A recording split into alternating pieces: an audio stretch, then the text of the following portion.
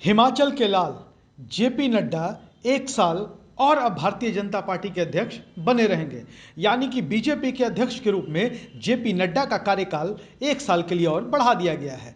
ऐसे में अब जेपी नड्डा यानी कि जगत प्रकाश नड्डा 2024 तक बीजेपी के अध्यक्ष पद पर बने रहेंगे।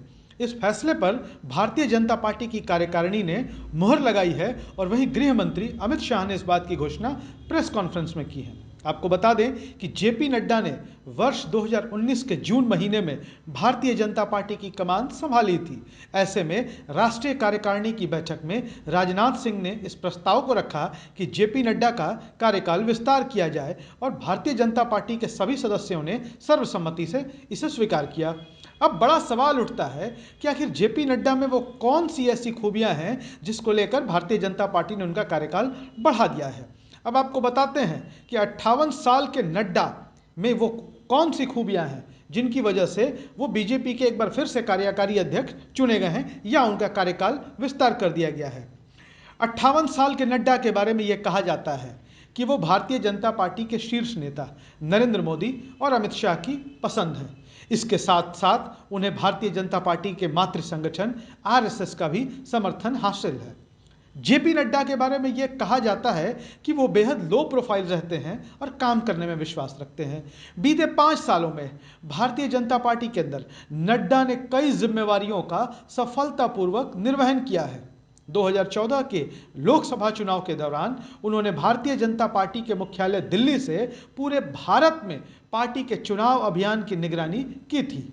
वर्ष 2019 में उनके पास उत्तर प्रदेश का प्रभार था।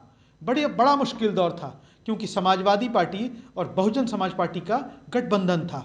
इसके बावजूद भी जेपी नड्डा ने अपने नेतृत्व में भारतीय जनता पार्टी को 80 में से 62 लोकसभा सीटों पर कामयाबी दिलाई। जेपी नड्डा को काफी हद तक अमित शाह की तरह ही चुनाव प्रबंधन की रणनीति और राजनीति में माहिर माना जाता है। अमित शाह ने वर्ष 2019 में पार्टी के लिए हर सीट पर 50% वोट हासिल करने का लक्ष्य निर्धारित किया था। इसके जवाब में जेपी नड्डा ने उत्तर प्रदेश में पार्टी को 49.6% वोट दिलाने का करिश्मा कर दिखाया था। वैसे यह भी जाहिर है कि अमित शाह भी पार्टी के रणनीति की कमान संभाले रहेंगे। माना जा रहा है कि महाराष्ट्र, हरियाणा और झारखंड में होने वाले चुनाव तक जेपी नड्डा और अमित शाह मिलकर भारतीय जनता पार्टी को आगे बढ़ाएंगे। अब आपको बताते हैं कि जेपी नड्डा में कुछ और भी खूबियां हैं। हालांकि जेपी नड्डा के रहते बिहार में उनकी सरकार चली गई। जेपी नड्डा के बीजेपी के अध्यक्ष रहते ही हिमाचल प्रदेश, जो जेपी नड्डा का गृह राज्य था, वहां पर कांग्रेस की सरकार बन गई। इसके बावजूद भारतीय जनता पार्टी के शीर्ष नेतृत्व और आरएसएस ने जेपी नड्डा पर ही अपना भरोसा जताया। आपको बताएं कि कुछ राजनीतिक विश्लेषक ये मानते हैं कि जेपी नड्डा ने अपने आप को बहुत हद तक अटल बिहारी वाजपेयी की सरकार के समय अध्यक्ष रहे कुशाभाऊ ठाकरे की तर्ज पर खुद को ढाल लिया है। जो अटल बिहारी वाजपेयी, लाल कृष्ण आडवाणी, मुरली मनोहर जोशी और प्रमोद महाजन जैसे ताकतवर नेताओं के बीच सिर्फ काम करते थे, गैर जरूरी बातें और गुटबाजी में नहीं उलझते थे, ना ही दूसरों को उलझाते थे।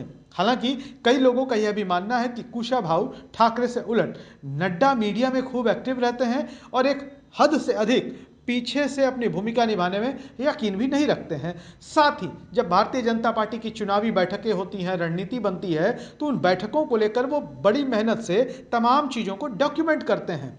जेपी नड्डा की जो सबसे बड़ी खासियत है वह यह है कि वो सबको साथ लेकर चलते हैं, सबसे बात करते हैं, रूठों को मनाते भी हैं, जो उन्हें राजनीति में बहुत आगे लेकर जा चुका है। वीडियो पसंद आया हो तो शेयर जरूर करिएगा। धन्यवाद। भूषण ज्वेलर्स, अनमोल रिश्तों के लिए।